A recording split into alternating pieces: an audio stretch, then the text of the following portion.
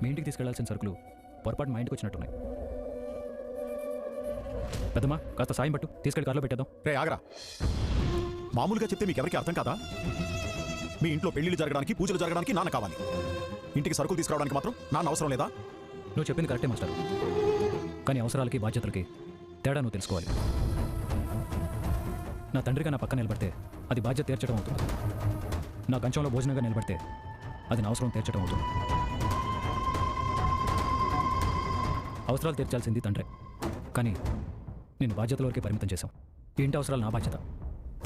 మీరు దయచేసి ఈ బియ్యాలు, ఉప్పులు, పప్పులు మీతో పాటు ఇంటికి తీసుకెళ్ళిపోండి. దీనికే ఎంత కోపడితే డబ్బిచ్చాడంటే ఇంకెంత కోపడతాడు? తండ్రి కొడుకుల మధ్య నేనెందుకు దూరం పెంచడం? దీపా సాయం చేయి. కార్తీక్, ఈ సరుకులు కారులో పెట్టావంటే మరోసారి నేను ఇంటికి రాను. అరే, మీ ఇంట్లో భోజనం పెడితే తిన్నాను, మీ చెల్లెలు తింది, మీ పిన్ని తింది, నా అల్లుడు తిన్నాడు. అంటే మీరు మా కోసం ఏదైనా చేయొచ్చు, మీకోసం మేమేమీ చేయకూడదా? సరే, చేయకూడదు, అవసరం లేదు అంటే మీ ఇష్టంరా. కారులో పెట్టించే, పట్టుకుపోతాను. కానీ గుర్తుపెట్టుకో, ఓ తండ్రిగా నేను బాధపడతాను. నా పిల్లల కోసం ఏమీ చేయలేకపోతున్నానని కుమిలి కుమిలి ఏడుస్తాను. మీ తాతింట్లో నువ్వు డ్రైవర్గా పనిచేయడం నాకు ఇష్టం లేదు, కానీ ఏం చేయాలో నాకు అర్థం కావడం లేదు.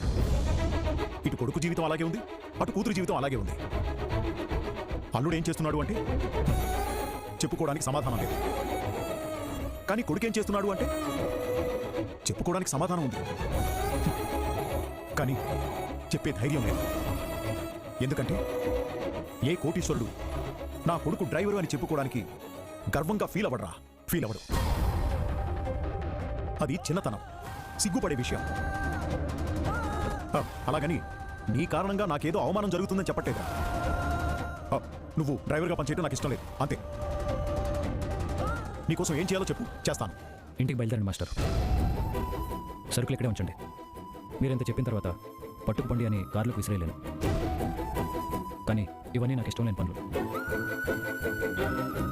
ఇక్కడ డ్రైవింగ్ చేయడం ఉంటారా? దాని గురించి ఇప్పుడు మాట్లాడుకోవడమే మంచిది. సరే, నీ ఇష్టం. ఇప్పుడు మీ ఆవిడకి ఎలా ఉంది? ఎదురుగానే ఉంది కదా, మీరే అడగండి. బానే ఉందండి.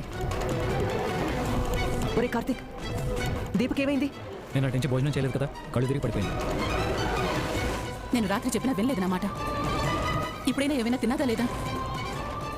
సుమిత్రతో భోజనం పెట్టిందిలే.